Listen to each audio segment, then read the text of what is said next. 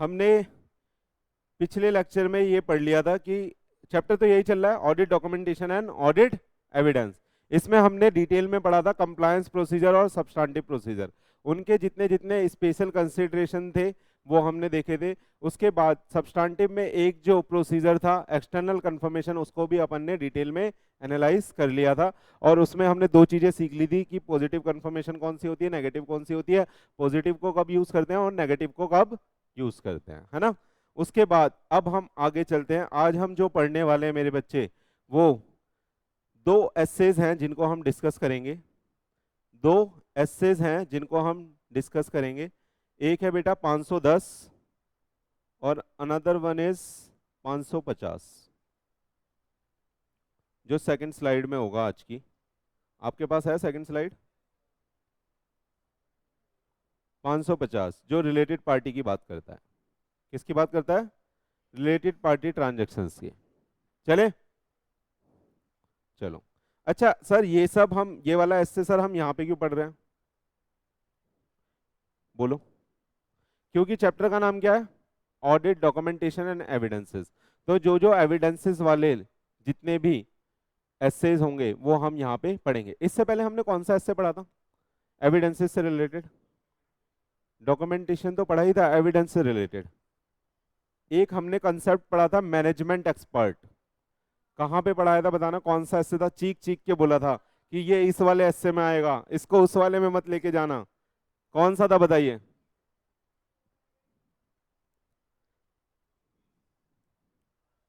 एस्से 500। एस्से 500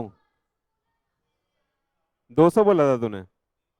एस्से 500 जिसका नाम था ऑडिट एविडेंस, वो हमने पढ़ लिया था, है ना। उस ये एविडेंसेस से रिलेटेड सारी चीजें हैं, सारे एसेज हैं, इसलिए हम इस चैप्टर में इसको डिस्कस करते हुए चल रहे हैं। तो आज जो हम स्टार्ट कर रहे हैं बेटा बहुत इजी है। कौन सा एस्से है? एस्से नंबर 510 जिसका नाम है इनिशियल ऑडिट एंगेजमेंट। क्या नाम है? Initial audit engagement. अच्छा, इसको अगर हम नॉन टेक्निकल लैंग्वेज में बोले जिससे बच्चे इसको जानते हैं, तो हम इस एस्से को ओपनिंग बैलेंसेस के नाम से भी जानते हैं। ये जो एस्से है ये ओपनिंग बैलेंस की बात करता है। किसकी बात करता है? Opening balance. ओपनिंग बैलेंस कौन से होते हैं? जो पिछले साल की क्लोजिंग होती है सर, सिंपल सा है। पिछले साल की क्लोजिंग इस साल की क्या बनती है? ओपनिंग। तो बस इस चीज की बात करनी है। चले देखिए, यहां पे हमने कुछ सिनारियो बनाए हैं, देखते हैं आप समझ पाते हो या नहीं। कह रहा है एक्स लिमिटेड है, क्या है मेरे बच्चे? एक्स लिमिटेड है जिसके ऑडिटर थे कौन? Mister A. कौन से साल में? 22-23 में। जब अगला साल आया दैट इज, सॉरी 21-22 में, जो अगला साल आया दैट इज 22-23, उसमें ऑडिटर कौन है? वापस से मिस्टर ए। तो क्या ओपनिंग बैलेंस में कोई क्वेश्चन अराइज होगा? पिछले साल का ऑडिट हमने ही करा है, तो जो जजमेंट हमने पिछले साल में लगाई होगी वही जजमेंट आज भी हमारे पास कैरी हो रही होगी। तो जो हमने एस्टिमेट जजमेंट, जो भी हमने प्रोफेशनल जजमेंट फॉलो करे हैं, स्केप्टिसिज्म फॉलो करा है, वो सेम रहेगा हमारा। तो कहता है इस केस में आपको रिक्वायरमेंट नहीं है इस एस्से की। इस केस में आपको रिक्वायरमेंट नहीं है इस एस्से की। क्यों? क्योंकि जो पिछले साल की क्लोजिंग है वो भी हमारे ही वेरीफाई करे हुए हैं, है ना। तो वही ओपनिंग बनने वाले हैं, तो वो भी हम ही करने वाले हैं इस साल का भी ऑडिट। तो कहता है ये एस्से उस केस में रिक्वायर नहीं है। तो ये एस्से सर लगेगा कब? Initial audit engagement. मैंने बोला था इनिशियल ऑडिट एंगेजमेंट हम उसे बोलते हैं जब हमें कोई ऑडिट फर्स्ट टाइम मिलता है। जब हमें कोई ऑडिट फर्स्ट टाइम मिलता है, तो नाम से भी समझ में आ रहा है कब लगेगा? जब पिछले साल का ऑडिट किसी और ने कराओ और हमें ये ऑडिट पहली बार मिला है। चले आइए अगला बोलता है, अगला सिनारियो देखते हैं। कह रहा है वाई लिमिटेड है, ऑडिट करा मिस्टर बी ने, कब? 21-22 में। फिर ऑडिट कर रहे हैं कौन? मिस्टर सी, कब? क्या इस बार लगेगा? किसके लिए? मिस्टर सी के लिए। आंसर इज यस सर, इस बार ये वाला एस्से हमें कंप्लाई करना पड़ेगा, जो जो रिक्वायरमेंट इसकी है। अभी पढ़ोगे ना आप तो आपको और अंडरस्टैंडिंग डेवलप हो जाएगी कि क्यों, ऐसा क्यों। डन। चले अगला देखिए। कह रहा है जेड लिमिटेड है, प्लीज क्या कह रहा है मेरे बच्चे? जेड लिमिटेड है, न्यूली इनकॉर्पोरेटेड कंपनी है। कैसी कंपनी है? Newly incorporated. तो मेरे को बताना, कहता है यहाँ पे एप्लीकेबल ही नहीं था 21-22 में, क्योंकि कंपनी इनकॉर्पोरेट नहीं हुई होगी, या हो सकता है कि जनवरी के बाद इनकॉर्पोरेट हुई हो। 1 जनवरी के बाद फाइनेंशियल स्टेटमेंट कितना बड़ा होगा? कितने साल का होगा, कितने महीने का होगा? 15 महीने का हो जाएगा, है ना। अरे हमारा कंपनी एक्ट बोलता है ना मेरे बच्चे, इसलिए यहाँ लिमिटेड लिखा हुआ है, जेड लिमिटेड। हमारा कंपनी एक्ट बोलता है ना कि 1 क्वार्टर से छोटा फाइनेंशियल ईयर अपन नहीं मानते। अपन क्या मानते हैं? 15 महीने का मान लेंगे तब, है ना। यानी 3 महीने से कम का फाइनेंशियल ईयर होता ही नहीं है कंपनी एक्ट में। चले, तो ये कहता है कि पिछले साल हुआ नहीं था, इस साल अपॉइंट हुए हैं मिस्टर डी। तो मेरे को बताना, हमें तो काम पहली बार ही मिला है, लेकिन क्या ये वाला इससे लगेगा? बोलो। आंसर इज नो, क्योंकि ओपनिंग बैलेंसेस ही नहीं होंगे। इस साल जो ट्रांजैक्शन हो रही है वो अगले साल के लिए ओपनिंग बनेगा। कंपनी ही पहली बार इनकॉर्पोरेट हुई है, कोई ओपनिंग बैलेंस होंगे उसमें? आप मेरे को बताओ, पिछले साल से कुछ कैरी ऑन होके आ रहा होगा? कंपनी इस साल अगस्त में बनी है, आ रहा होगा कुछ? नहीं आ रहा होगा। तो जो ट्रांजैक्शन हो रही है वो सारी करंट ईयर ट्रांजैक्शन मानी जाएगी, उसमें कोई भी ओपनिंग बैलेंसेस नहीं होंगे। और जब ओपनिंग बैलेंस नहीं होंगे तो ये ऐसे लगेगा ही नहीं, क्योंकि इस एस से ये ऐसे लगता ही ओपनिंग बैलेंसेस पे है, जिसका नाम क्या है? Initial audit engagement. समझ में आया? लास्ट सिनारियो देखिएगा, कह रहा है एबीसी एंड एसोसिएट्स, ठीक है। कहता है 21-22 में not done as not required. Company तो थी, फॉर्म तो थी, लेकिन ऑडिट नहीं हुआ, क्यों?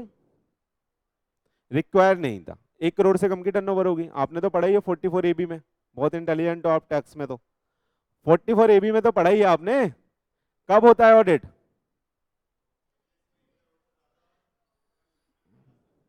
कि अगर टर्नओवर हो जाए या 8% से कम का आपने प्रॉफिट दिखाया हो, ठीक है, तो आप पे क्या लग जाएगा? ऑडिट के प्रोविजन लग जाएंगे। अब कह रहा है लेकिन अगले साल में ऑडिट हो रहा है, 22-23 में ऑडिट हो रहा है, तो अब ये वाला ऐसे लग जाएगा। वो बोलेगा कि अनऑडिटेड अनऑडिटेड ओपनिंग बैलेंस को आपको किस तरीके से देखना है, किस तरीके से कंसीडर करना है। समझ में आया? पिछले साल के जो अकाउंट्स हैं वो अनऑडिटेड अकाउंट्स माने जाएंगे। चलें, सारे सिनारियो समझ में आए? चलें आगे। आइए, आपका मेरे को लगता है बैकग्राउंड बन गया है ना। अब इसको पढ़ते हैं, बहुत इजी लगेगा आपको, बस आपको यहाँ जुड़ के रहना है। आइए, meaning of initial audit engagement and opening balances. क्या है ओपनिंग बैलेंस का मतलब? वही पिछले साल की क्लोजिंग। आइए, कह रहा है इनिशियल ऑडिट एंगेजमेंट, प्लीज, कह रहा है इनिशियल ऑडिट एंगेजमेंट का मतलब क्या है? An audit engagement in which financial statement for the prior period are either not audited और were audited by predecessor auditor. क्या बोला? इनिशियल एंगेजमेंट किसको बोला है बताइए? कह रहा है इनिशियल ऑडिट एंगेजमेंट वो वाला ऑडिट एंगेजमेंट है जिसमें पिछले साल पीरियड के जो क्लोजिंग बैलेंसेस हैं वो तो या अनऑडिटेड है या फिर ऑडिटेड है तो किसी दूसरे बंदे ने ऑडिट करे हैं। समझ में आया? अगर ऑडिटेड हैं तो किसी दूसरे बंदे ने ऑडिटेड करें। अगर आप बोलो, आप अगर ये सारे सिनारियो देखो तो इसमें यही गेम हो रही थी, या तो कब लग रहा है? देखो कब लग रहा है, एक तो यहां लगा, एक तो यहां लगा, और एक यहां लगा। एक कब लगा? जब पिछले साल किसी और ने ऑडिट कराया, और एक तब लगा जब ऑडिट रिक्वायर नहीं था लेकिन ओपनिंग बैलेंस एग्जिस्ट करते थे। तो जो पिछले साल के अकाउंट्स थे उनको हम कैसे अकाउंट्स बोलेंगे? Unaudited accounts. क्लियर है? चल सकते हैं? चलो आइए, अब बोलता है ये किसका मतलब था? ये था इनिशियल ऑडिट एंगेजमेंट का मतलब। अब कह रहा है ओपनिंग बैलेंसेस किसको बोलते हैं? भैया आपको आता है, वो बात सिलेबस में इसलिए पढ़ाना पड़ेगा, आता है आप सबको। सुन लो please. Those account balances that exist at the beginning of the period. Beginning of the period बोले तो अगर हमारा 22-23 है तो सही है, 22-23 है तो सही है। क्लियर है? आइए, these are based upon the closing balances of the prior period and reflect the effect of the transaction and the event of the prior period and the accounting policies applied in the prior period. ये कौन से balances होते हैं? जो हमारे closing balances हैं, ये हमारे पिछले साल के फाइनेंशियल स्टेटमेंट है, जिनको देखकर हम ये पता लगा सकते हैं कि पिछले साल क्या क्या बैलेंसेस थे और कौन कौन सी अकाउंटिंग पॉलिसीज किस किस तरीके से लग रही थी. अगर आप डिस्क्लोजर पढ़ लो, यानी उनके नोट्स टू अकाउंट पढ़ लो, तो आपको समझ में आ जाएगा डब्ल्यूडीबी लग रहा है या एसएलएम लग रहा है. हाँ, अगर आप अच्छे से उनके नोट्स पढ़ लो, उनका मेथड देख लो, उनकी पॉलिसीज को पढ़ लो पिछले साल की, तो आपको सब कुछ समझ में आ जाएगा कि कंपनी में क्या सिनारियो चल रहा है, क्या पॉलिसीज ऑपरेटिव है. हाँ, आ जाएगा नहीं आ जाएगा? तो इसके लिए आप इसको रेफर कर सकते हो. किसको रेफर कर सकते हैं बच्चे? ओपनिंग बैलेंसेस को, यानी लास्ट ईयर के फाइनेंशियल स्टेटमेंट को. अब देखो, आपको एक और तरीका आ गया ऑडिट एविडेंस कलेक्ट करने का. आप सबसे पहले जाओगे, आप बोलोगे भैया पिछले साल के फाइनेंशियल स्टेटमेंट्स ले आओ सारे, भैया पिछले साल के बुक्स ऑफ अकाउंट भी दिखाओ. पहले भैया इसकी क्लोजिंग चेक करते हैं पिछले साल की, यानी इस साल के पहले ओपनिंग को वेरीफाई कर लेते हैं कि ओपनिंग ठीक है भी या नहीं. मेरे को एक बात बताना, पूरे साल की ट्रांजैक्शन बहुत बढ़िया है, अच्छे से रिकॉर्ड हुई है, आपने पूरे साल की ट्रांजैक्शन चेक कर ली, लेकिन ओपनिंग बैलेंस ही चेक नहीं करे, क्या आपकी क्लोजिंग ठीक आ रहे होंगे? क्या आपकी जो फाइनेंशियल स्टेटमेंट है वो अच्छे बने होंगे? क्या वो फ्री फ्रॉम मटेरियल मिसस्टेटमेंट होंगे? नहीं. तो आपको पता, मतलब इससे पता चल रहा है कि कितना जरूरी है ये काम, ओपनिंग बैलेंसेस को चेक करना कितना जरूरी है, क्योंकि ये बेटा आपके ऑडिट का बेस बनेगा. जो आपके फाइनेंशियल स्टेटमेंट्स हैं उनमें जो फिगर्स हैं उनके ये बेस बनेंगे. चलें आगे, आइए. They also includes the matter requiring disclosure that exist at the beginning of the period such as contingencies and commitment. मेरे को बताना, जो कंटिंजेंट लाइबिलिटी होती है उसको हम कौन से हेड में दिखाते हैं?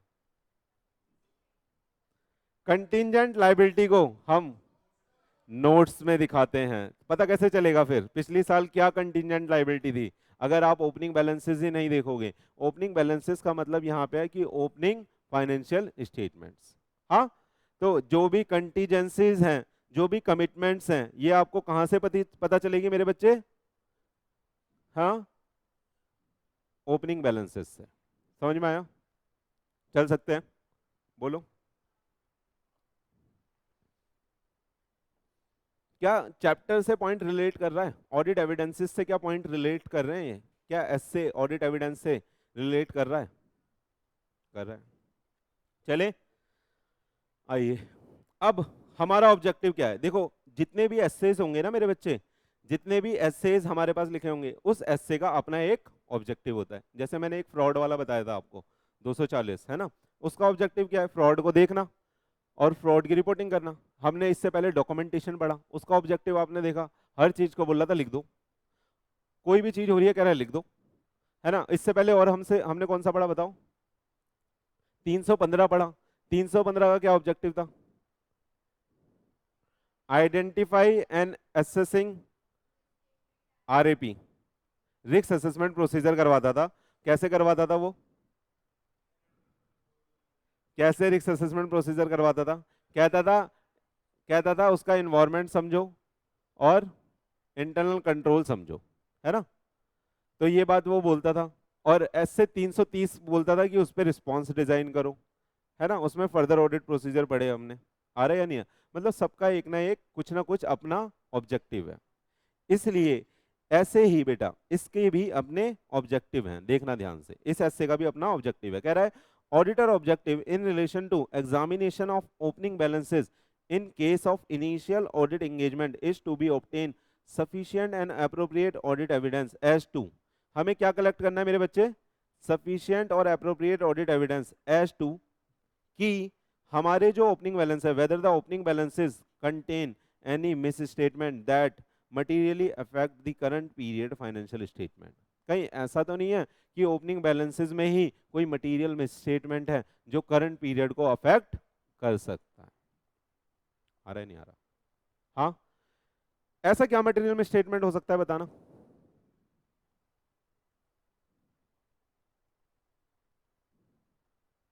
हो सकता है कोई डेटर ही ना हो और आपने डेटर दिखा रखा है उसे. हो सकता है 200 करोड़ का एक ही डेटर खड़ा हुआ है बुक में. इसे अच्छे से एनालाइज करोगे नहीं करोगे? उसका करंट पे इम्पैक्ट भी देखोगे, उसे पकड़ोगे। इस साल बता कितनी सेल हुई है इससे? इस साल कोई सेल नहीं। एक साल में 200 करोड़ की सेल करते हो, बंदा गायब। समझ में आ रहा है आपको, नहीं आ रहा? कुछ ना कुछ तो झोल है। आगे आइए अब। कह रहा है वेदर अकाउंटिंग पॉलिसीज, दूसरा ऑब्जेक्टिव। पहला ऑब्जेक्टिव क्या था बताना? कहीं ओपनिंग बैलेंसेस में कोई मिसस्टेटमेंट तो नहीं है, क्योंकि ओपनिंग बैलेंसेस में अगर मिसस्टेटमेंट हो गया तो उसका इफेक्ट आपके करंट पीरियड पे पड़ना ही पड़ना है। वो समझा दिया मैंने आपको। कह रहा है अब whether the accounting policies are applied consistently and changes if any are appropriately accounted for.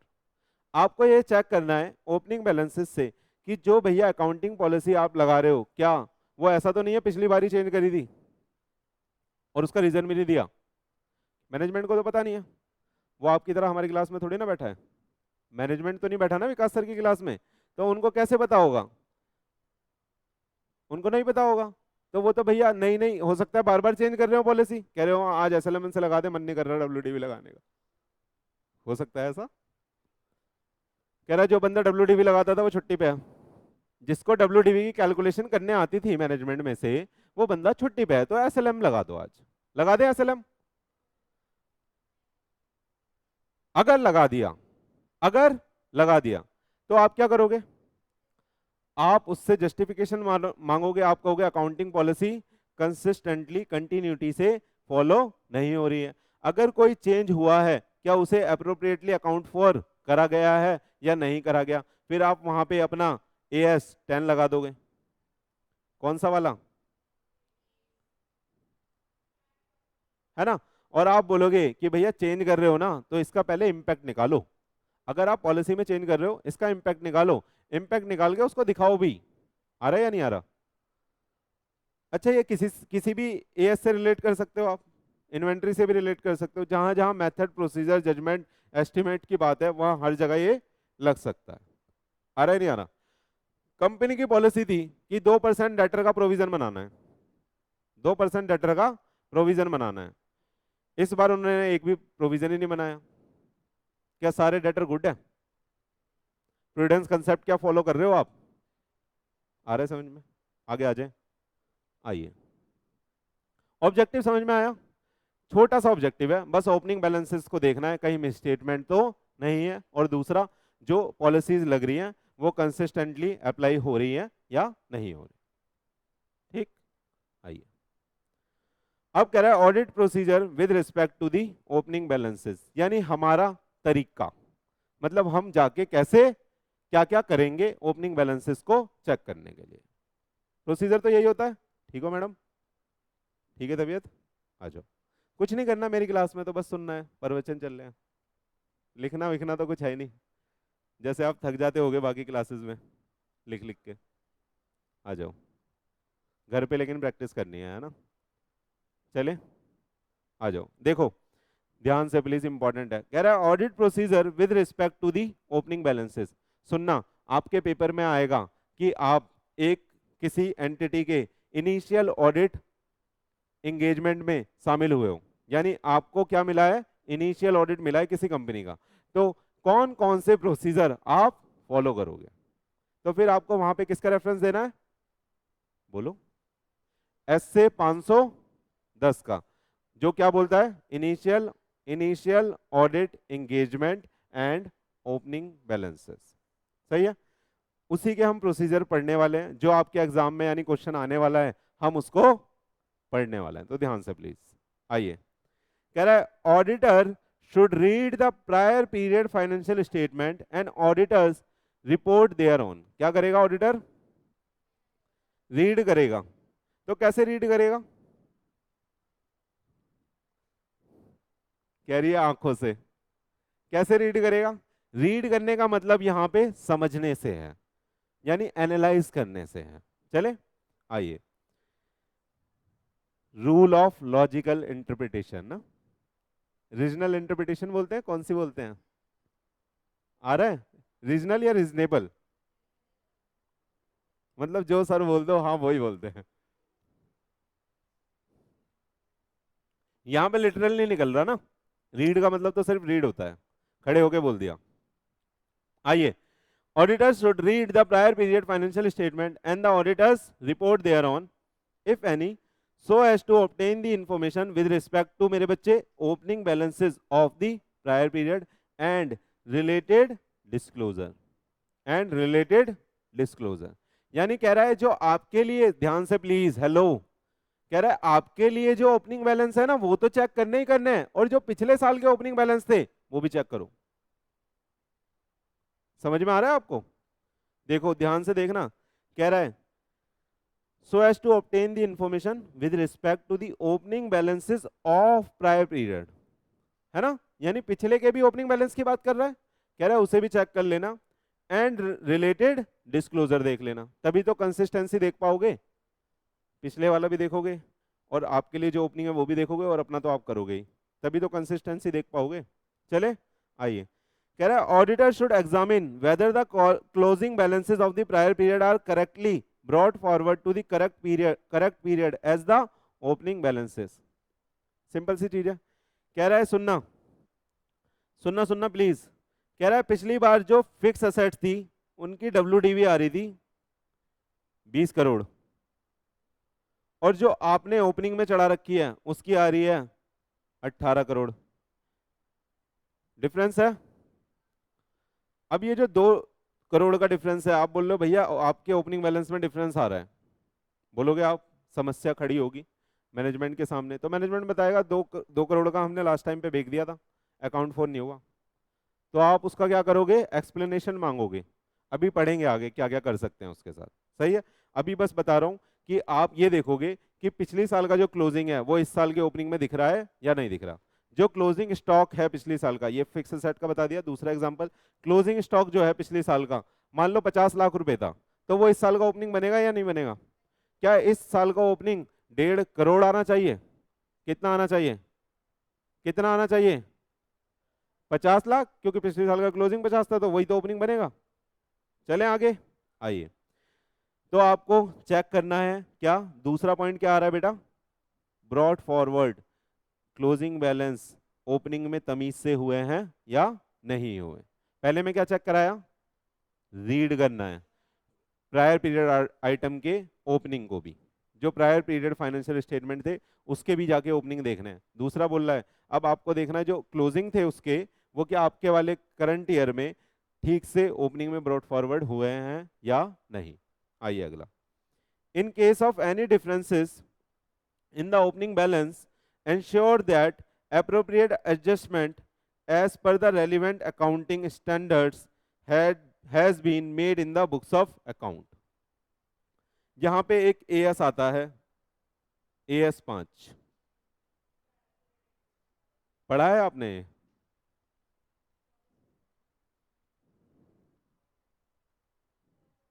नाम बताइए। AS 5 है जिसका नाम है profit and loss account and prior period adjustment, है ना। तो AS 5 बताता है, प्रायर पीरियड एडजस्टमेंट बोलते किसको है?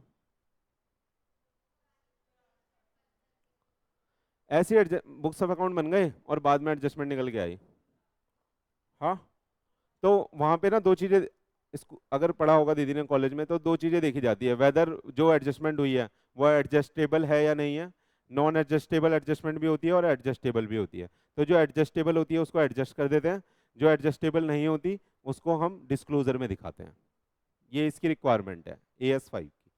चले आगे, तो कह रहा है कि आपको अगर कोई डिफरेंस आया है तो उसको डील किससे करना है, AS 5 से। AS 5 आपको पढ़ना है और AS 5 आपको बता देगा कि कैसे आपको उससे डील करना है, क्योंकि अगर कोई डिफरेंस आया है तो वो बताएगा अगर एडजस्टेबल है तो उसे एडजस्ट कर देना था, अगर एडजस्ट कर दिया तो हम बोल देंगे हाँ भाई ठीक कंप्लायंस करिए, AS 5 फॉलो कराएं, और अगर उन्होंने एडजस्ट नहीं करा तो हम बोलेंगे भैया आपका AS 5 का आप वायलेशन कर रहे हो और उसको इस साल में अपन डील करेंगे मैनेजमेंट से, उसके ऊपर एक्सप्लेनेशन मांग के। आया, चले आगे, आगे आइए। कह रहा है auditor should perform specific procedure in relation to please significant opening balances if he has any doubt over the prior period financial statement और if the financial statement of the prior period were not audited। तो भैया देखना, ये not audited के लिए एक special point आ गया। क्या कह रहा है बताना, सार्थक क्या कह रहा है, डी पॉइंट क्या कह रहा है, कह रहा है the auditor should perform specific procedure in relation to significant opening balances. Significant opening balances क्या हो गए, जहां पे हमारा डाउट रेज हो रहा है, जहां पे हमें ऐसा लगता है कि यहाँ पे मटेरियल मिसस्टेटमेंट हो सकती है, तो उस पे हमें क्या करना है बेटा, बोलो, स्पेसिफिक प्रोसीजर लगाने हैं। स्पेसिफिक प्रोसीजर बोले तो उससे रिलेटेड ऑडिट प्रोसीजर जो उस स्पेसिफिक आइटम से रिलेटेड है। यानी हम मैनेजमेंट को बोलेंगे, मैनेजमेंट से एक्सप्लेनेशन मांगेंगे, मैनेजमेंट से नहीं मिल पा रही तो एक्सटर्नल कंफर्मेशन मांगेंगे, एक्सटर्नल कंफर्मेशन भी नहीं मिल पा रही तो कोई अल्टरनेट प्रोसीजर लगाएंगे। समझ में आ रहा है, यानी स्पेसिफिक प्रोसीजर अपने को लगाने का है। चले चले या नहीं, हाँ। और कह रहा है अगर प्रायर अगर नहीं है, सुनना, अगर ऑडिटेड नहीं है प्लीज, अगर पिछले साल के फाइनेंशियल स्टेटमेंट ऑडिटेड नहीं है तो मेरे को बताना हमारा काम कम होता है या बढ़ जाता है, काम बढ़ जाएगा। क्यों, हमें सब पे स्पेसिफिक प्रोसीजर लगाना पड़ेगा जो जो सिग्निफिकेंट आइटम होंगे, क्योंकि एक भी ऑडिट नहीं हो रखा तो उसकी कोई रिलायबिलिटी नहीं है। आया या नहीं आया, चलें आगे। हाँ देखिए नीचे स्पेसिफिक प्रोसीजर भी लिखा हुआ है आपकी सुविधा के लिए। Specific procedure that may be applied includes, आपको पता है यार, ये आ जाओ, external confirmation for significantly large trade receivable and trade payables. बात हो गई, 200 करोड़ के डेटर, 200 करोड़ के क्रेडिटर भी हो सकते हैं। अगला, inspection of certificate of investment. ऐसा हो सकता है इन्वेस्टमेंट ही झूठी दिखा रखी हो अपनी बैलेंस शीट को मजबूत दिखाने के लिए, तो उसके सर्टिफिकेट्स देखोगे आप, सही है। अरे ये अनऑडिटेड जो चीजें हैं ना, दो चीजें हैं, या तो अनऑडिटेड या जहां पे डाउट रेज हुआ, उनके लिए ये सब प्रोसीजर लगाने की जरूरत है। चले अगला बोलता है वेरिफिकेशन करोगे आप किसका, फिक्स असेट के रजिस्टर का, हाँ, और एग्जामिनेशन करोगे आप किसका, बैंक स्टेटमेंट का और बैंक रिकंसिलेशन स्टेटमेंट्स का। सही है, यहां पे एक भी आइटम प्रॉफिट एंड लॉस का नहीं है। क्यों, क्योंकि बैलेंसेस कहां पे होते हैं, बैलेंस शीट में, और ये ऐसे किसकी बात करता है, ओपनिंग बैलेंसेस की, तो बैलेंस शीट की बात करेगा। करंट पीरियड में जो हो गया सो हो गया, मतलब प्रायर पीरियड में जो ड्यूरिंग द पीरियड हो गया सो हो गया। हमें अपने पीरियड से रिलेशन है, रिलेटेड जो हमारा प्रोसीजर है वो अपने पीरियड से रिलेटेड है, तो हम जो चेक कर रहे हैं हम उसका बेस चेक करेंगे। आ रहा है समझ में, नहीं आ रहा, चलें आगे। तो भाई साहब आप ये सारे प्रोसीजर लगा दोगे और उसके बाद ऑडिटर क्या करेगा, should collect evidences with respect to consistent application of accounting policy. सही है, तो अकाउंटिंग पॉलिसी से रिलेटेड की कंसिस्टेंटली अप्लाई हो रही है या नहीं हो रही, उससे रिलेटेड एविडेंस भी आप क्या करोगे मेरे बच्चे, कलेक्ट करोगे। तो नोट्स में आप हाईलाइट कर लोगे, WDB फॉलो हो रहा है हर बार, 2-3 बार आपने हाईलाइट कर लिया, मजा आ गया आपको। आपने देखा भैया स्टॉक के लिए, इन्वेंट्री के लिए क्या खेलते हो आप, तो आपने वो देख लिया NRV which ever is lower, ठीक है। आपने देख लिया भैया प्रोविजन किस बेसिस पे बना रहे हो, क्या पॉलिसीज हैं आपकी, हाँ, क्या एम्प्लॉय बेनिफिट की अकाउंटिंग पढ़ ली, ईसोप वीसोप आपने, उसमें भी धांसू प्रोविजंस होते हैं, है ना, एस्टिमेट्स होते हैं, क्या वो तमीज से लगा रहे हो या नहीं लगा रहे हो उस वाले एएस के हिसाब से, हाँ। चले, तो बहुत सारा एरियाज है जो आप उसमें देख सकते हो अकाउंटिंग पॉलिसी से भी रिलेटेड। चले, सेगमेंट रिपोर्टिंग पढ़ लिया क्या, सेगमेंट रिपोर्टिंग 17 होता है शायद, AS 17।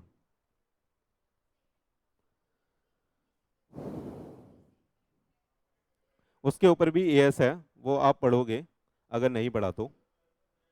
चले आइए F पॉइंट, अब सुनिए प्लीज, ओपनिंग बैलेंस खत्म हो रहा है, लास्ट कगार पे है अपनी, प्लीज। अच्छा छोटा सा ये ऐसे ही, अब आप बुक से भी पढ़ोगे ना तो आपको समझ में आएगा, ठीक। दो ही तो ऑब्जेक्टिव है, क्या क्या, मिस स्टेटमेंट तो नहीं है, दूसरा अकाउंटिंग पॉलिसी। चले आइए, कंसिस्टेंसी भी होता है क्या, बेसिक अकाउंटिंग एग्जाम्पशन कौन कौन सी होती है? सही है, इसलिए बोल रहा है वो। चले आइए मेरे बच्चे, कह रहा है if the auditor identifies any material misstatement in the opening balances auditor should evaluate its effect on the, क्या लिखने की बात है, कर ही इसलिए रहे हैं, ओपनिंग बैलेंसेस को चेक कर ही इसलिए रहे हैं, तो बताने की जरूरत है क्या ऑडिटर को? लल्ला समझाएगा? हाँ। अच्छा एक बात और, जब आपने 11th में पढ़ा होगा ये सब बेसिक अकाउंटिंग एजम्पशन ये वो, तब तो समझ में नहीं आता होगा ना। अब आपको दिखता होगा यार क्या क्या पढ़ रहे हैं बच्चे ना, अब लगता होगा बच्चे यार सही पढ़ रहे हैं, इसका मतलब सच में प्रैक्टिकल होता है ये सब, सच में ये सब प्रैक्टिकल होता है ना। चले आइए, तो भैया ऑडिटर को क्या देखना है? इवेल्युएट करना है मेरे बच्चे, ऑडिटर को क्या करना है? इवेल्युएट करना है इसका क्या इफेक्ट पड़ेगा हमारे फाइनेंशियल स्टेटमेंट के ऊपर करंट पीरियड में। किसका? Misstatement identified in the opening balances, है ना, या inconsistency identified in accounting policies in prior period financial statements. आ रहा है या नहीं आ रहा? आइए अब सुनिएगा, कह रहा है miss statement of opening balances, कह रहा है कुछ नहीं है, नो। फ्लो चार्ट बोल रहा है, क्या बोला उसने? Miss statement of opening balances, कहता है भैया कुछ नहीं है, नो। इफेक्ट क्या पड़ रहा है उसका करंट पीरियड फाइनेंशियल स्टेटमेंट पे? कोई मिस स्टेटमेंट ही नहीं है तो कोई फर्क ही नहीं पड़ रहा, तो कुछ नहीं करना, मजे। सही है, हाँ, बाकी सब ठीक है, सब चल रहा है ना, वो वाला गाना चल रहा है ना आजकल, चलो सुन लेना घर जाके, बोध ग्रुप वालों के लिए जरूरी है गाना ये वाला। आ जाओ, आइए, miss statement affects the current period financial statement. कोई भैया ऐसा मिस स्टेटमेंट मिल गया जो करंट ईयर फाइनेंशियल स्टेटमेंट को क्या कर सकता है? अफेक्ट कर सकता है। जैसे कोई लिटिगेशन चल रहा था, आपने वो दिखाया ही नहीं, पिछले साल का लिटिगेशन था बहुत बड़ा, अरे आपको मैंने वोडाफोन का केस बताया था ना, 1200 करोड़ वाला, बताया था नहीं बताया था? उस टाइप का ही मान लो कोई केस चल रहा था और मैनेजमेंट ने उसको सीरियसली नहीं लिया, फाइनेंशियल स्टेटमेंट में दिखाया ही नहीं, या पिछले साल के ऑडिटेड ही नहीं थे, ये भी हो सकता है, या दूसरी चीज दिखाया नहीं। डन। क्या दिखाना चाहिए था? दिखाना चाहिए था, क्योंकि अदर मैटर में, कहां पे पढ़ा है आपने? ऑडिट रिपोर्ट में, अदर मैटर में दिखाना जरूरी है। आ रहा है या नहीं आ रहा? आ रहा है या नहीं आ रहा?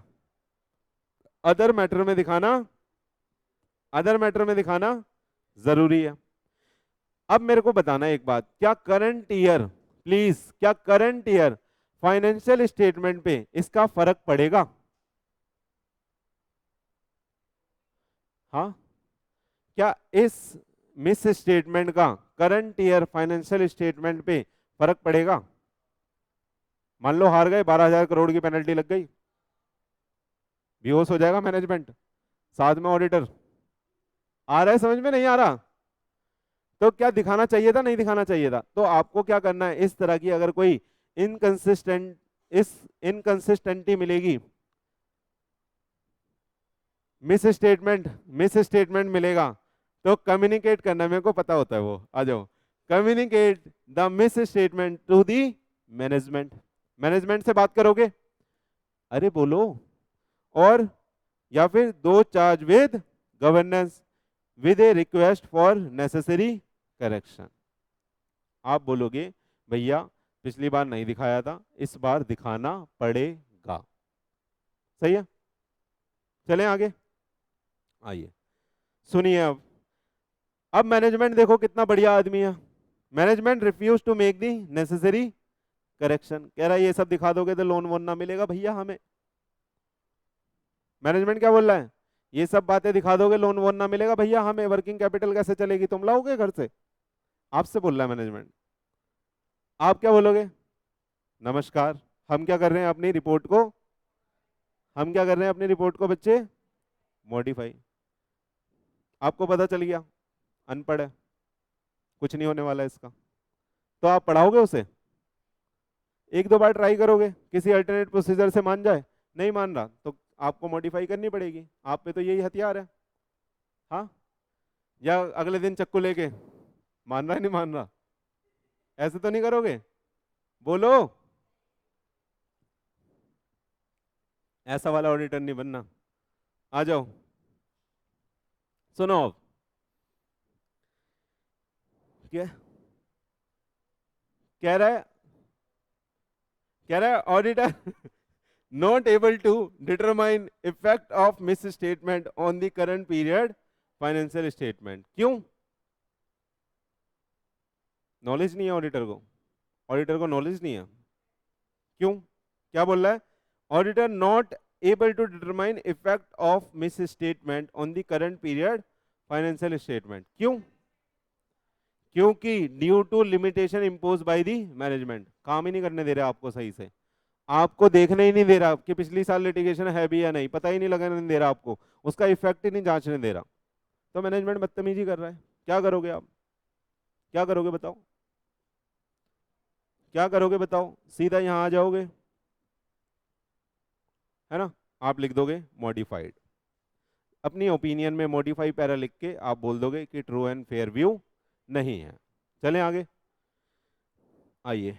अगर नहीं लिखोगे ना मेरे बच्चे, अगर नहीं लिखोगे तो बात आपके ऊपर आ जाएगी, पता है, तो इसलिए आपको तमीज से देखना है और जो चीज लिखनी चाहिए थी वो लिखनी है। सही है? 2 मिनट का ब्रेक लेते हैं, फिर अगली स्लाइड चालू करेंगे, ठीक?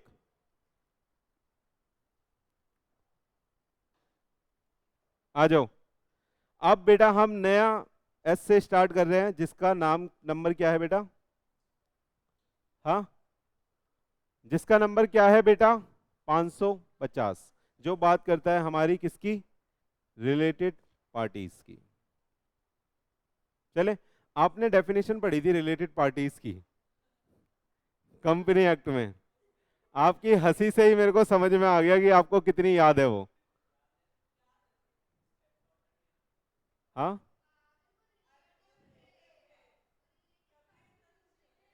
तभी खुश हो रहा है वो।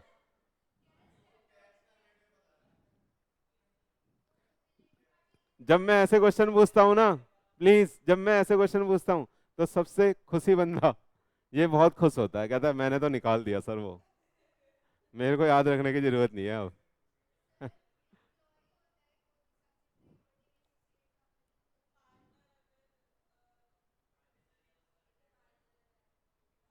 चलो पढ़ लेना घर जाके, घर जाके पढ़ लेना, जो आपस में रिलेटेड होते हैं।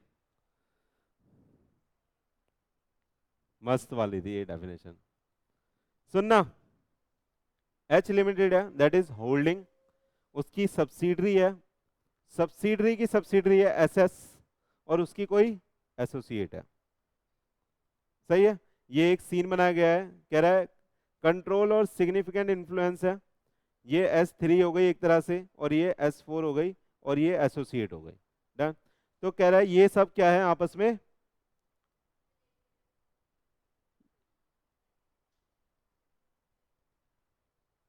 क्या बोला है मैडम ने? आ जाओ। ये सब आपस में क्या है मेरे बच्चे? रिलेटेड पार्टीज है। तो सुनना प्लीज, कह रहा है सबसे पहले आपको आइडेंटिफाई करना है रिलेशनशिप, रिलेशनशिप, यानी रिलेटेड पार्टी का रिलेशनशिप क्या है?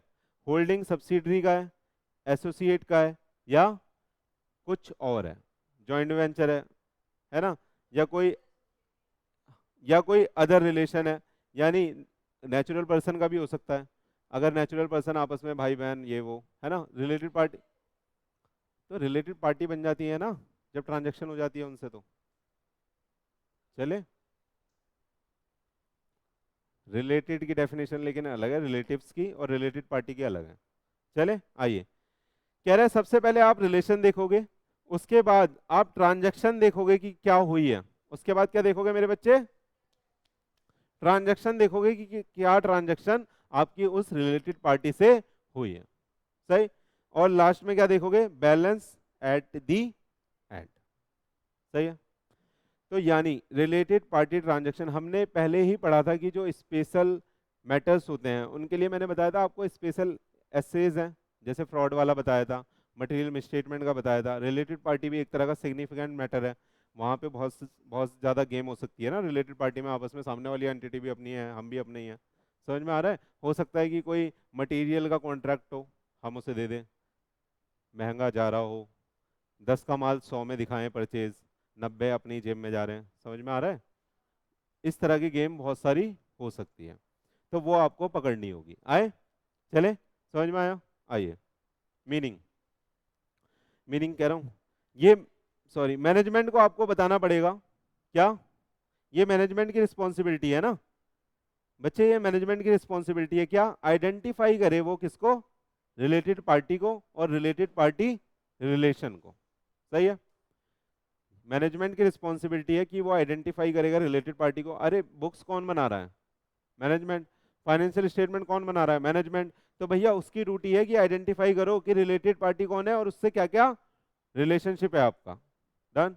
दूसरा कहता है, आपको पता है बोर्ड रिपोर्ट में भी ये दिखाना होता है रिलेटेड पार्टी ट्रांजेक्शन के बारे में।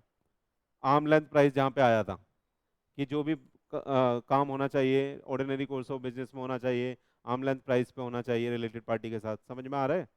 वो सब डिस्क्लोज करना होता था। कह रहा है सेक्शन 77 और 188 लगेगा जो कहता है approval of related party transaction की बात। ये क्या है? सेक्शन 177 है बेटा ऑडिट कमेटी का, और 188 किसका है? बोर्ड का। बोर्ड की responsibility with respect to related party transaction. ये अभी आपके सिलेबस में नहीं है, आगे के सेक्शन है जो आप फाइनल में पढ़ोगे। 177 और 188 दोनों फाइनल में पढ़ोगे। अभी तो नहीं पढ़ा ना हमने, अभी तक हम पे 148 तक है हमारे पास। चले आइए, तो कह रहा है ये सेक्शन आपको अप्लाई करने पड़ेंगे अप्रूवल के लिए। 188 बताता है कि कौन कौन से रिलेटेड पार्टी ट्रांजैक्शन अपन कर सकते हैं। बेसिकली वो यही बोलता है कि जो transaction ordinary course of business में हो, जो ट्रांजैक्शन आर्म लेंथ प्राइस पे हो, वो आप रिलेटेड पार्टी से कर सकते हो। लेकिन अगर कोई ट्रांजैक्शन रिलेटेड पार्टी के साथ हुई है और वो ये दोनों ही चीजें मेट आउट नहीं कर रही, ना वो आर्म लेंथ प्राइस पे है ना वो ऑर्डिनरी कोर्स ऑफ बिजनेस में, हमारा काम ही नहीं था लोन देना, हम लोन दे रहे हैं रिलेटेड पार्टी को, ऑर्डिनरी कोर्स ऑफ बिजनेस में हो रही है? नहीं हो रही। आ रहा है समझ में? डन। हमारा दीदी ने पूछा आर्म लेंथ प्राइस क्या होता है, किसी पे है जवाब? बड़ा भरोसा है भाई, अपने ऊपर होना चाहिए। किसी को पता है आर्म लेंथ प्राइस क्या होता है?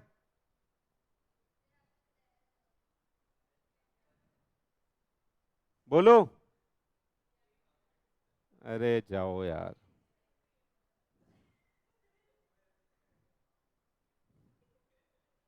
तो बताओ क्या होता है आर्म लेंथ प्राइस? वाह, सर्च मार के, वाह दीदी वाह, मजा आ गया। पेपर में आपको यंत्र नहीं मिलेगा, वहां पे आपकी तंत्र विद्या चलेगी।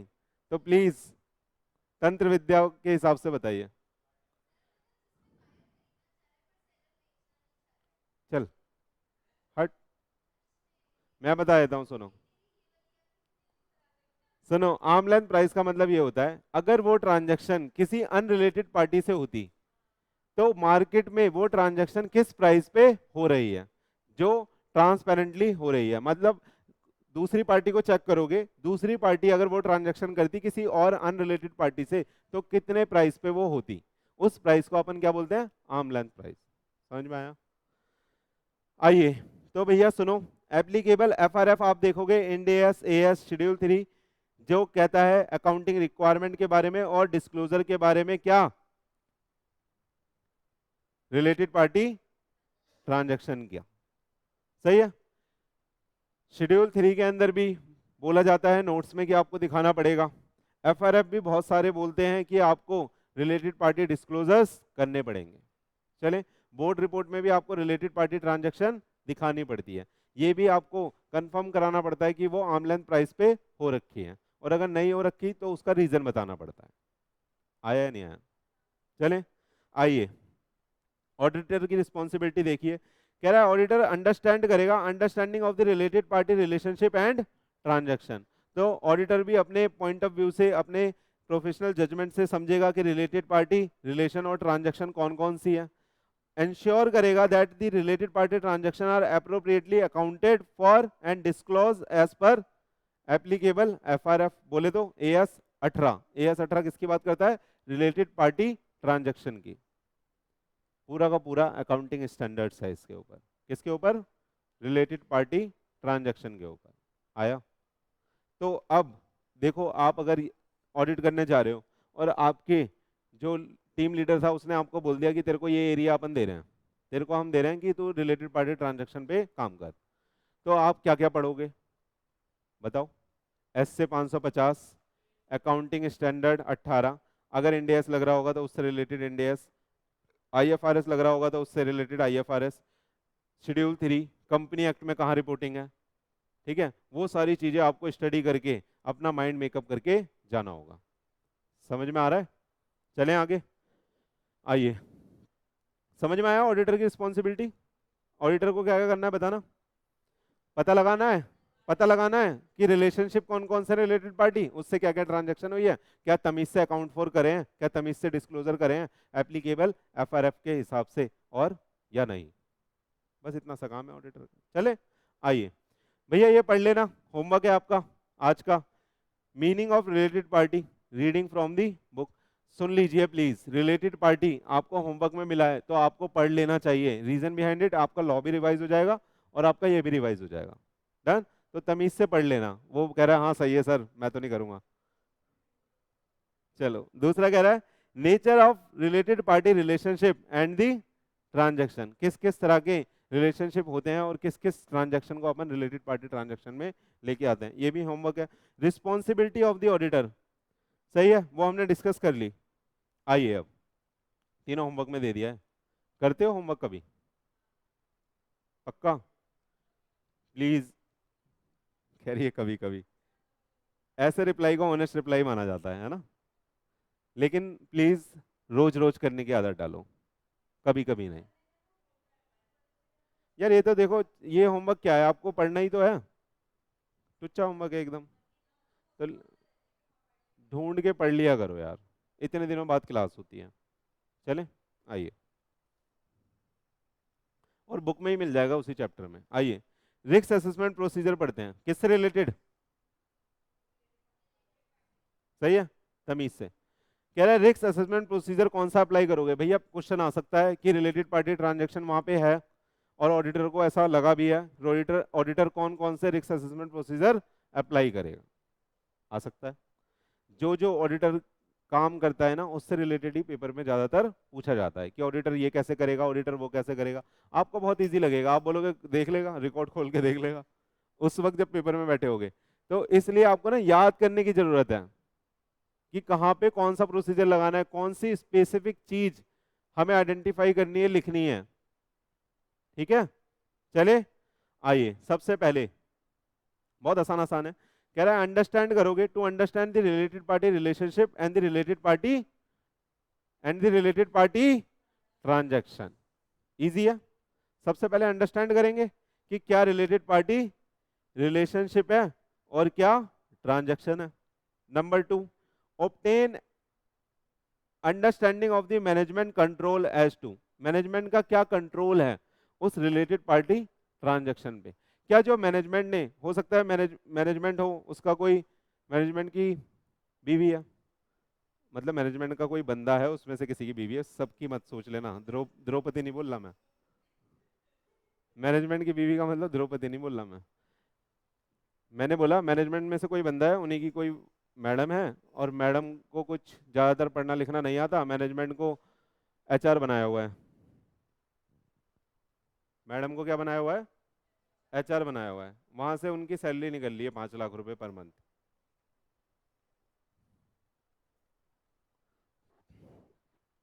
कंपनी से सैलरी ड्रॉन हो रही है, प्लीज इधर, कंपनी से सैलरी ड्रॉन हो रही है कितनी? 5 लाख रुपए पर मंथ। साल का कितना हुआ? 60 लाख। 60 लाख रुपए कहाँ चले गए? खर्चे में। 30% का टैक्स, मजा भी आ गया, पैसा भी घर पहुंच गया। समझ में आ रहा है आपको? अरे उस पॉइंट ऑफ व्यू से नहीं बोल रहा, उस पॉइंट ऑफ व्यू से नहीं बोल रहा, वो बच्चों वाला प्रोविजन। क्लबिंग इज ए बच्चों वाला चैप्टर। कोई बच्चा है कमा रहा है, मुझसे क्लब हो जाएगा, बच्चों वाला चैप्टर, यही तो है। अरे यार, है ना, सुन लो अब, वो वाली बात नहीं चल रही यहाँ पे। मैंने क्या बोला, बंदा क्या है, इनकम्पिटेंट है, और आप उसको दिखा रहे हो कि वो कम्पिटेंट है क्योंकि वो रिलेटेड पार्टी है। तो वहां पे सिग्निफिकेंट रिस्क है या नहीं है? वहां से 60 लाख कंपनी से बाहर निकाल लिए, घर पे मजे हो रहे होंगे, है ना? आ रहा है समझ में, नहीं आ रहा? हाँ।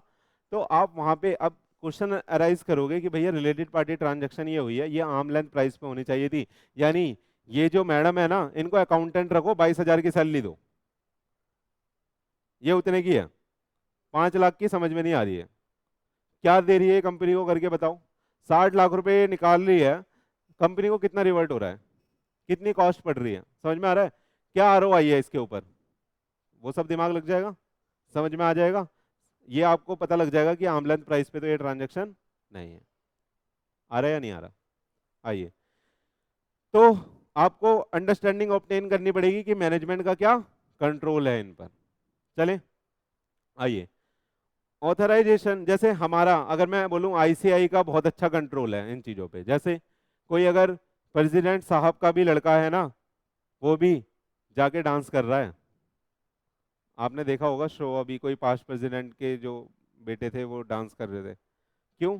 क्योंकि उन्होंने बहुत चाहा कि वो सीए बन जाए, सीए बन जाए, लेकिन उनको पता है इंटरेस्ट नहीं है, वो बना भी नहीं सकते क्योंकि सिस्टम ऐसा है, सिस्टम ऐसा है, सीए खुद अपने बेटे को सीए नहीं बना सकता जब तक वो मेहनत ना करे, सिस्टम इतना तगड़ा है। समझ में आ रहा है आपको क्या बोल रहा हूँ? सिस्टम इतना तगड़ा है, तो हमारे इंस्टीट्यूट का कंट्रोल अच्छा है, अरे बोलो, हमारे इंस्टीट्यूट का कंट्रोल अच्छा है, उसने इंटीग्रिटी मेंटेन करी हुई है। हाँ, तो वैसे ही आपको वहां मैनेजमेंट का कंट्रोल देखना है कि रिलेटेड पार्टी से रिलेटेड क्या कंट्रोल्स हैं आपके। चलें आगे, आइए, एस टू क्या, authorization approval of related party transaction. तो भैया किस तरीके से ऑथराइज होती हैं रिलेटेड पार्टी ट्रांजैक्शन? ऐसा तो नहीं है सब मैनेजमेंट के ही लोग आके भरते जा रहे हैं कंपनी में और पैसा निकाल के लेके जा रहे हैं as a salary, as a commission, as a sales manager. हाँ, कह रहा है identification of related party and determination of related party relation. आप आइडेंटिफाई भी कर रहे हो या नहीं कर रहे? मैनेजमेंट दिखाई नहीं रहा, कह रहा है ये नहीं है भैया, ये नहीं है, ये वो नहीं है, रिलेटेड पार्टी बोल ही नहीं रहा है, हालांकि है ना, लेकिन झूठ झूठ बता रहा है कि वहां पे रिलेटेड पार्टी नहीं है, आइडेंटिफिकेशन ही नहीं कर रहे आप रिलेटेड पार्टी का। सही है, तो मैं क्या करना पड़ेगा बताना, बोलो बोलो।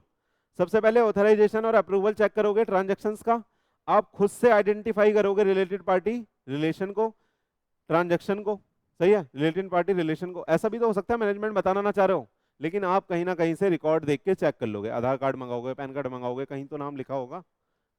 सही है, कंपनी की शेयर होल्डिंग पैटर्न मंगाओगे, शेयर होल्डिंग पैटर्न से पता चल जाएगा किसने कितनी इन्वेस्टमेंट कर रखी है, इसलिए तो रूल आया 5% से ज्यादा की होल्डिंग दिखानी है, तभी तो एसोसिएट सब्सिडरी किसका कंट्रोल आ रहा है नहीं आ रहा वो सब चेक होगा। आ रहा है समझ में? आइए, कह रहा है accounting and disclosure requirement applicable as per the applicable FRF. Disclosure requirement कहाँ पे लिखी होगी? एएस 18 में। एएस 18 बोलेगा कि related party transaction arm length price पे नहीं हो रही तो डिस्क्लोज करनी है, अगर आर्म लेंथ पे हो रही है तब भी डिस्क्लोज करनी है, उसमें बताना पड़ेगा क्या नेचर ऑफ ट्रांजैक्शन है, कौन सी रिलेटेड पार्टी है, ताकि उस पर ऑडिटर आए और तमीज से देख ले चीजें कि कहीं आप बदतमीजी तो नहीं कर रहे हैं, इसलिए डिस्क्लोजर रिक्वायरमेंट वहां पे रखी गई है। चलें आगे, कह रहा है for this purpose auditor may inquire the management as to related party कौन कौन है, change in the related party from the prior period, relationship with the related parties क्या है, and nature and purpose of the transaction with the related party, क्या nature है और क्या purpose है उस ट्रांजैक्शन का। आ रहा है समझ में? तो ये सब ऑडिटर को पूछना पड़ेगा। तो बेसिकली अगर मैं बोलूं कि ऑडिटर को क्या करना पड़ेगा बताना, हाँ बोलो। सबसे पहले तो अंडरस्टैंड करना पड़ेगा रिलेटेड पार्टी ट्रांजैक्शन को, रिलेशन को। दूसरा, मैनेजमेंट का कंट्रोल क्या है उसकी अंडरस्टैंडिंग लेनी पड़ेगी, एज टू ऑथराइजेशन से लेके अप्रूवल से लेके कहां तक, आइडेंटिफिकेशन तक। कहीं ऐसा तो नहीं है कि मैनेजमेंट खुद ही छुपा रहा है, आइडेंटिफाई नहीं कर रहा। डन, तो आपको आइडेंटिफाई करना है, और अगर आपको मिलेगी तो आपको पता चल जाएगा वहां पे कंट्रोल ही नहीं है। अगर आपको मिलेगी ट्रांजैक्शन आपको पता चल जाएगा वहां पे तो रिलेटेड पार्टी ट्रांजैक्शन को आइडेंटिफाई करने का कोई कंट्रोल ही नहीं है, यानी कि इसके ऊपर कोई कंट्रोल ही नहीं है। समझ में आ गया? तो रिस्क बढ़ जाएगा, तो वहां पे तमीज से काम करोगे, ओपिनियन के ऊपर भी फर्क पड़ सकता है। हाँ, अगला क्या आ रहा है, अकाउंटिंग एंड डिस्क्लोजर रिक्वायरमेंट आप चेक करोगे एप्लीकेबल एफआरएफ के हिसाब से, उसके लिए आप मैनेजमेंट से इंक्वायर करोगे क्या क्या बताना, रिलेटेड पार्टी, चेंज क्या हुआ पिछली साल से, है ना, क्या रिलेशनशिप है, क्या ट्रांजैक्शन है, क्या नेचर ऑफ ट्रांजैक्शन है ना, क्या पर्पज है। चलें आगे, आइए आइए प्लीज देखना आप ध्यान से, ये भी ऑडिटर के बारे में है। प्लीज प्लीज प्लीज जितने भी पॉइंट ऑडिटर के बारे में है उसमें आपको बिल्कुल सटीक ध्यान लगा के देखना है, क्योंकि आपसे वही पॉइंट पेपर में पूछे जाएंगे। चले आइए, कह रहा है while obtaining the information and performing the procedure auditor should, please ध्यान से, auditor should remain alert for the situation which signifies that some related party may exist or related party transaction may occur which are not disclosed in the financial statement। कह रहा है जब ये सारे काम कर रहा है ना, तो भैया ऑडिटर को बिल्कुल अलर्ट रहना है इस बात से कि कुछ रिलेटेड पार्टी ट्रांजैक्शन रिलेशंस ऐसे हो सकते हैं कि वो एग्जिस्ट तो कर रहे हो लेकिन मैनेजमेंट ने दिखाए ना हो, मैनेजमेंट ने दिखाए ना हो। सही है, तो डाउट होगा, तो आप क्या करोगे, डाउट होगा तो आप क्या करोगे मेरे बच्चे बताना, बोलो। छोटा सा है, छोटा सा पैक था, बताइए, डाउट होगा तो आप क्या करोगे बताना। हाँ, आइडेंटिफाई करोगे, कितने इंस्टेंसेस हैं वहां पे, ऐसा हो सकता है सारा का सारा एम्प्लॉय जितना भी आप वहां पे दिखा रहे हो एक भी एम्प्लॉय हो ही ना, सब रिलेटेड पार्टी हो, सारा पैसा घर पहुंच रहा हो शेयर होल्डर का। समझ में आ रहा है, चलें आइए, कह रहा है auditor should also remain alert as to the occurrence of transaction that occur outside the ordinary course of business। अभी लोन वाली बात करी मैंने, कंपनी लोन देने वाली कंपनी नहीं थी, यानी एस फाइनेंस वाली कंपनी नहीं थी, एनबीएफसी वगैरह होती है ना वो। अरे सुनो प्लीज, हमारी जो कंपनी थी लोन देने वाली कंपनी नहीं थी लेकिन लोन दे रही है, तो कैसी ट्रांजैक्शन है वो बताना, outside the ordinary course of business की ट्रांजैक्शन है, तो उस पर आपको ध्यान देना पड़ेगा, वहां पे देखना पड़ेगा कौन बंदा कॉर्पोरेट व्हील उठाते हैं ना, देखते हैं बिहाइंड द व्हील कौन है, तो वो आपको उस तरीके से देखना पड़ेगा कि इसके पीछे है कौन, हो सकता है कि कोई ना कोई रिलेटेड पार्टी वहां पे हो। आया या नहीं आया, तो 2 पॉइंट और पढ़े हमने क्या क्या, कि जब ऑडिटर इंफॉर्मेशन गैदर कर रहा है अपने प्रोसीजर परफॉर्म कर रहा है तो उसे माइंड में ये अलर्ट, यहां पे स्केप्टिसिज्म यूज करेगा ना, बोलो बोलो, स्पेलिंग देख लेना भैया, स्केप्टिसिज्म यूज करेगा कि भैया सुन लेना फॉर द सिचुएशन, कि ऐसी सिचुएशन हो सकती है जहां पे रिलेटेड पार्टी एग्जिस्ट कर रही हो लेकिन मैनेजमेंट ने डिस्क्लोज ना कराओ, डन, वो उसके लिए अलर्ट रहना है। और कोई अगर transaction outside the ordinary course of business हो रही है तो उस पर भी आपको ध्यान देना है। तो अच्छा सा एक क्वेश्चन यहां से बन सकता है, risk assessment procedure related to related party transaction, क्या क्या बोलोगे बताना। सिर्फ की पॉइंट अगर आप देखो तो आपको समझ में आ जाएंगे, अंडरस्टैंडिंग, अंडरस्टैंड करना, अंडरस्टैंडिंग ऑफ मैनेजमेंट के कंट्रोल, ठीक है, क्या ऑथराइजेशन है, क्या अप्रूवल है, क्या रिलेटेड पार्टी है, क्या रिलेशन है, क्या डिस्क्लोजर रिक्वायरमेंट है, और उस पर्पस के लिए ये चीजें करोगे आप, रिलेटेड पार्टी को देखोगे क्या चेंज हुआ, क्या रिलेशनशिप था उससे, क्या नेचर और पर्पस था। और जब आप चेक कर रहे होगे तो माइंड में ये रखोगे, स्केप्टिसिज्म लगाओगे कि भैया क्या वहां पे ऐसी सर्कमस्टांसेस भी एग्जिस्ट कर सकती हैं कि रिलेटेड पार्टी हो लेकिन डिस्क्लोज ना करी हो, ठीक। उसके बाद आप outside the ordinary course of business transaction को भी तमीज से चेक करोगे। ये पेपर में आएगा ही आएगा, लिख लो, ये पेपर में आएगा ही आएगा, लिख लो। हाँ चलें आगे,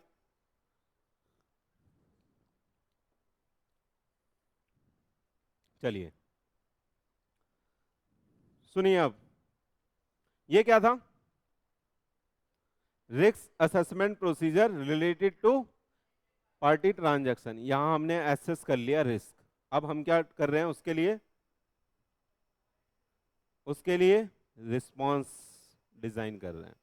अब क्या रिस्पॉन्स देंगे हम उस आरएपी पे, यानी रिस्क असेसमेंट प्रोसीजर पे हम रिस्पॉन्स डिजाइन करेंगे ना अब, कि किस तरीके से इस चीज को टैकल करना है। आ रहा है या नहीं आ रहा, नहीं सर कुछ भी समझ नहीं आ रहा, सर बस आप बोलते जाओ, हमें नींद अच्छी आ रही है। If auditor identify A related party that is not previously identified by the management. समझ में आ गया? मैनेजमेंट क्या कर रहा था? छुपा रहा था। क्या कर रहा था? आइडेंटिफाई नहीं कर रहा था, है ना। और ये ऑडिटर ने आइडेंटिफाई कर ली, तो क्या करेगा अब आप बताना, आपको जैसे ही पहली ट्रांजैक्शन मिली आपका दिमाग और ज्यादा अलर्ट हो जाएगा कि ऐसी और भी ट्रांजैक्शन हो सकती है। होगा या नहीं होगा? अब देखो, कह रहा है communicate to the other member of the engagement team. आप एंगेजमेंट टीम को फोन मारोगे, भाई तुझे पता है आज ऐसा ऐसा वहां पे मिला मेरे को, और भाई कल तू जा रहा है ना, तू भी चेक करियो तेरे वाले एरिया में भी हो सकता है कि रिलेटेड पार्टी ट्रांजैक्शन हो। आ रहा है या नहीं आ रहा? 5 टीम मेंबर थे, लीडर से बात चल रही है, नीचे वाले मेंबर से बात चल रही है, तो सबको आप बताओगे? पहला तरीका ये रिस्पॉन्स है भाई। हेलो, ये रिस्पॉन्स है। रिस्पॉन्स कैसे? हमें पता चला, हमने अपनी टीम से डिस्कस करा। चले आगे आइए। Inquire from the management reason for the failure to identify the related party. भैया ऐसे कौन सी अकाउंटिंग कर रहे हो कि आप आइडेंटिफाई नहीं कर पा रहे? इसका रीजन दो, हमें इसकी जस्टिफिकेशन दो कि आपको कैसे ये बात पता नहीं थी। आप इस बात की हमें, ये किससे मांग रहे हो आप? मैनेजमेंट से। तो आप मैनेजमेंट से क्या कर रहे हो बेटा? इंक्वायरी कि भैया आप हमें जस्टिफिकेशन दो, रीजन दो फेलियर का, to identify the related party transaction. क्योंकि अल्टीमेट रिस्पॉन्सिबिलिटी किसकी है? हाँ, प्राइमरी रिस्पॉन्सिबिलिटी किसकी है? मैनेजमेंट की। मैनेजमेंट की रिस्पॉन्सिबिलिटी पढ़ा अभी अभी। हाँ, क्या है मैनेजमेंट की रिस्पॉन्सिबिलिटी? आइडेंटिफाई करना रिलेटेड पार्टी ट्रांजैक्शन को और एफआरएफ के हिसाब से रिपोर्ट करना। आ रहा है या नहीं आ रहा? आइए सुनिए। इंक्वायर करने के बाद आप क्या करोगे? कह रहा है रिक्वेस्ट करोगे मैनेजमेंट से to identify the transaction with the related party identified by the auditor. कह रहा है भैया सारा चिट्ठा खोल दो अब इसका, हमें नाम पता चल गया, इस बंदे के साथ आपने बहुत सारी ट्रांजैक्शन कर रखी है, इसके साथ जितनी भी ट्रांजैक्शन हुई है उसका हमें लेजर दो। सही है। हो सकता है कि वो बंदा सर्विस भी दे रहा हो, गुड्स भी दे रहा हो, तो सर्विस का भी मांगोगे, गुड्स का भी हो सकता है। हाँ, हो सकता है वो मैन पावर भी सप्लाई कर रहा हो, ह्यूमन रिसोर्सेज सप्लाई कर रहा हो। हाँ, तो कितनी भी ट्रांजैक्शन हो सकती है, कितनी भी नंबर ऑफ ट्रांजैक्शन हो सकती है, कितना बड़ा बड़ा घपला हो सकता है, समझ रहे हो आप? तो आप सारी डिटेल मांगोगे, है ना। सही है। सुनना प्लीज, पहले आपने क्या करा? कम्युनिकेट करा दूसरे मेंबर को। दूसरा एक्शन क्या है? इंक्वायर करा मैनेजमेंट को। तीसरा एक्शन है रिक्वेस्ट करोगे मैनेजमेंट को आइडेंटिफाई करे ट्रांजैक्शन उस रिलेटेड पार्टी के साथ जो हमने आइडेंटिफाई करी है। नंबर 1। नंबर 3, आइए आप प्लीज। कह रहा है reconsider the risk that the other related party में एग्जिस्ट। ये तो मैंने पहले ही बोल दिया। जैसे ही आपको पता चली जो मैनेजमेंट आइडेंटिफाई नहीं कर रहा था, आपके दिमाग में पॉइंट आना चाहिए कि ऐसी और भी पार्टीज हो सकती हैं। चौथा रिस्पॉन्स, आइए। If non disclosure of related party and related party relationship appears to be intentional, evaluate its impact on the audit and audit opinion। अब आप देखोगे कि भैया इस नॉन डिस्क्लोजर से रिलेटेड इंटेंशन क्या थी, किसकी? किसकी बोलो? मैनेजमेंट की। उसका इम्पैक्ट इवेल्युएट करोगे अपने ऑडिट पे और ऑडिट ओपिनियन पे। कैसे इंपैक्ट इवेल्युएट करोगे? अब आपको सीधी सी बात है, ये देखना है क्या इस चीज में मैनेजमेंट शामिल है ना। मैनेजमेंट शामिल है, आपने आइडेंटिफाई करा, हो भी तो सकता है अनइंटेंशनल हो, ये भी तो हो सकता है अनइंटेंशनल हो, और वहां पे सारी ट्रांजैक्शन आर्म लेंथ पे हो रही हो, बंदा कैपेबल हो, एमबीए हो बंदा, उतनी सैलरी ले रहा हो, बाहर भी जाके काम करता, भैया अपने यहाँ काम कर ले। आ रहा है या नहीं आ रहा? बोलो। सही है। तो वहां पे आप इंटेंशन इवेल्युएट करोगे कि इंटेंशन क्या है मैनेजमेंट की। डन। और इवेल्युएट करने के बाद उसका इंपैक्ट किस पे देखोगे बच्चे? ऑडिट पे और ऑडिट ओपिनियन पे। आ रहा है? क्या इसकी वजह से, क्या ये इतना बड़ा कॉल्यूजन है? क्या ऐसा लगता है कि और इंस्टेंसेस हो सकते हैं कि जिसकी वजह से मेरी ओपिनियन ही चेंज हो जाए? तो ये आपका प्रोफेशनल जजमेंट होगा, उसके साथ आपको डील करना होगा। चले आगे चले क्या? हाँ, तो रिस्पॉन्सेज में क्या बोलोगे? 5 रिस्पॉन्सेज यहाँ पे लिखे हुए हैं। हाँ बच्चे बताइएगा।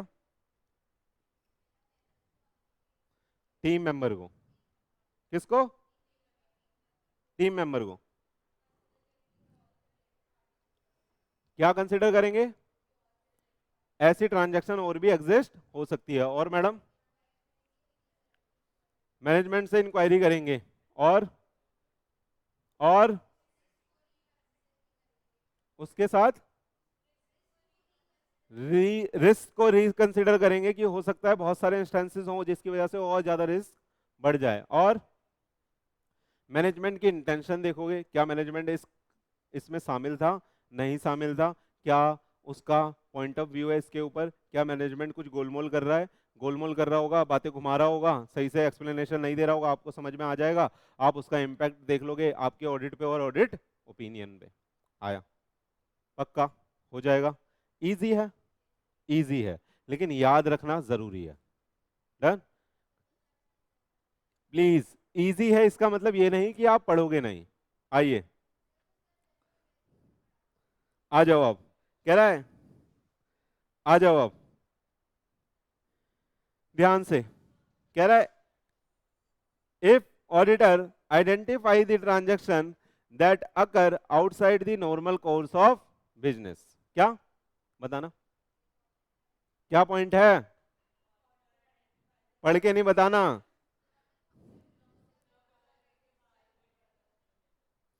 ऑडिटर ने ऐसी ट्रांजैक्शन, इस बार और भी तगड़ी बात समझ में आई है, इस बार और भी तगड़ा कुछ मिला है ना ऑडिटर को।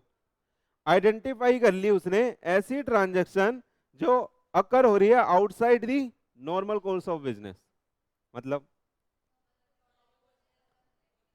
हम तो कोई सेल टीम हायर ही नहीं करते थे अपना प्रोडक्ट बेचने के लिए, हमारा प्रोडक्ट अपने आप सेल आउट हो जाता था, तब भी सेल्स टीम खड़ी है बाहर। सारे कौन है वो? मैनेजमेंट के दोस्त यार। हो सकता है? अरे हो सकता है, हो सकता है।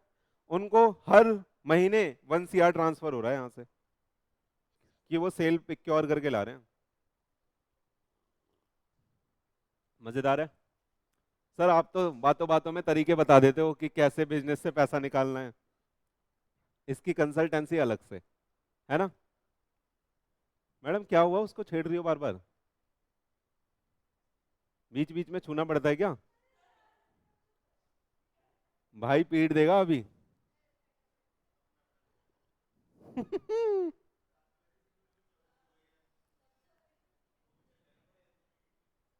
कह रहा है आजकल चॉइस हो गई है, मैं कुछ नहीं बोल सकता। कह रहा है बहना चाहे कहीं भी जाए। कह रहा है इसमें तो और ज्यादा सेफ है हम, लड़की लड़की का क्या ही कर लेगी। आ जाओ। ये देखो क्या क्या सोच रही है लड़की। तबीयत ठीक हो गई अब? आलम सर पीट देंगे आपको, उनकी क्लास में गए नहीं हो। आ जाओ, सुनना प्लीज। ऑडिटर ने क्या आइडेंटिफाई करा है मेरे बच्चे? ऐसी ट्रांजैक्शन जो अकर हुई है outside the normal course of business. तो क्या करना है देखना, इंक्वायर करोगे आप business rational of the transaction, यानी देखोगे कितनी वो बिजनेस के लिए इंपॉर्टेंट थी। हाँ, कितनी जरूरी ट्रांजैक्शन वो थी। ऐसा हो सकता है बिल्कुल ही इररेलेवेंट हो, है ना, और आप दिखा रहे हो बहुत इंपॉर्टेंट है और पैसा भी दे रहे हो। दूसरा point, examine the term on which the transaction occur. बहुत बढ़िया मैडम, ऐसे नींद नहीं आएगी ना। Examine examine the term on which transaction occur, यानी टर्म एंड कंडीशन पढ़ोगे उस ट्रांजैक्शन की, एग्जामिन करोगे क्या टर्म एंड कंडीशन है जिसपे वो ट्रांजैक्शन हुई है। अगला, collect the evidences as to approval and authorization of transaction. भैया एविडेंस कलेक्ट करोगे तो कल को तभी तो कुछ बोल पाओगे, तभी तो बोल पाओगे कि इसका जो ऑथराइजेशन है इस बंदे ने करा था, इस ट्रांजैक्शन को अप्रूव इस बंदे ने करा था मैनेजमेंट के। हाँ, तो उसके एविडेंस कलेक्ट करोगे। और collect the evidences as to appropriate accounting and disclosure, तो उसके एविडेंसेस कलेक्ट करोगे कि उसकी प्रॉपर अकाउंटिंग हुई है या नहीं हुई, उसका प्रॉपर डिस्क्लोजर हुआ है या नहीं हुआ, आया या नहीं आया। सही है? तो सुनना प्लीज, ये क्वेश्चन भी आ सकता है, दिखने में आपको छोटा सा लग रहा है, बोलेगा कि ऑडिटर जब एग्जामिन कर रहा था रिलेटेड पार्टी ट्रांजैक्शन को तो उसे ऐसी ट्रांजैक्शन मिली जो outside the normal course of business थी, तो क्या एक्शन होंगे? क्या एक्शन होंगे ऑडिटर के उस ट्रांजैक्शन को लेकर। तो क्या लिखोगे, ये चारों पॉइंट, सही है, डिटेल में लिख दोगे। चलें आगे, आइए अगला आपका होमवर्क है, आ जाओ। कह रहा है record document to be inspected to obtain the information about the related party transaction और रिलेशनशिप और ट्रांजैक्शन। तो रिकॉर्ड और डॉक्यूमेंट क्या लोगे बताओ। देखोगे सामने वाली एंटिटी कंपनी है, कंपनी का शेयर होल्डिंग डिटेल मांग लोगे आप। जिस चीज से आप आइडेंटिफाई कर सकते हो, अरे कोई कंपनी हमारी रिलेटेड है या नहीं है कैसे पता चलेगा, बोलो, उसकी शेयर होल्डिंग से या कंट्रोल से, शेयर होल्डिंग से या कंट्रोल से। कंट्रोल स्टैब्लिश दो तरीके से होता है, या तो मेजॉरिटी ऑफ डायरेक्टर को रिमूव कर रहा हो, और शेयर होल्डिंग से वो आप शेयर होल्डिंग पैटर्न देख लोगे। अगर 50% से ज्यादा की होल्डिंग होती है तो समझ में आ रहा है नहीं आ रहा। सिग्निफिकेंट इन्फ्लुएंस देखना है तो भी आप होल्डिंग से देख लोगे 25% से ज्यादा की है नहीं है। अगर रिलेशन देखना है नॉर्मल वाला, नेचुरल पर्सन है, तो उसका आप रिलेशन देख लोगे, आधार कार्ड मांगोगे, पैन कार्ड मांगोगे, वहां पे लिखा होगा हस्बैंड का नाम, फादर का नाम, मदर का नाम, पता चल जाएगा। आ रहा है या नहीं आ रहा, आ रहा है नहीं आ रहा, आ रहा है। तो ये रिकॉर्ड घर से पढ़ने हैं आपको, ये आपका होमवर्क है। आइए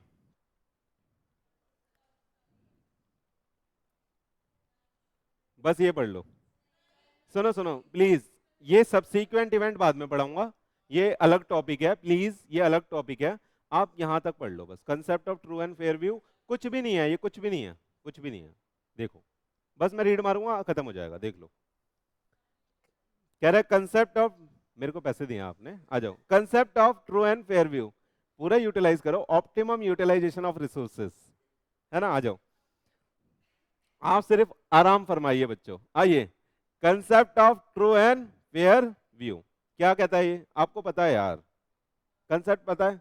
आ जाओ, कह रहा है auditor is required to report whether the books of account financial statement reflect true and fair view of the state of affairs और फाइनेंशियल रिजल्ट। यानी उनका ट्रू और फेयर व्यू आ रहा है, ये ऑडिटर को क्या करना पड़ता है, रिपोर्ट करना पड़ता है ना। For this purpose auditor is required to ensure the following, क्या क्या भैया, asset are not undervalued और ओवर वैल्यूड, बहुत बढ़िया। अगला, no material asset is omitted. अगला, no material liability is omitted, that the charge if any on the asset is properly disclosed, that the accounting policy have been consistently followed, that the profit and loss and balance sheet show all the necessary disclosure, that all unusual exceptional or non recurring transaction are separately disclosed। extraordinary transaction होती हैं जो अलग से दिखानी होती है। तो ये सब आपको क्या करना होता है, बोलो बोलो, एंश्योर करना होता है अपना ट्रू एंड फेयर व्यू की रिपोर्ट में जजमेंट देने से पहले, है ना। तो कह रहा है ट्रू एंड फेयर व्यू इन सब चीजों पे डिपेंड करता है या नहीं करता, बताना, है ना। तो अगर मान लो ट्रू एंड फेयर व्यू से क्वेश्चन बना दे, किस पे डिपेंड करता है, तो लिख सकते हो। हाँ आएगा नहीं आएगा, हाँ चलो। तो इसी के साथ बेटा आज के लिए इतना ही रखते हैं, हम नेक्स्ट क्लास में सबसीक्वेंट इवेंट से आपका लेक्चर स्टार्ट करेंगे, ठीक है। प्लीज होमवर्क कर लीजिएगा। Thank you very much.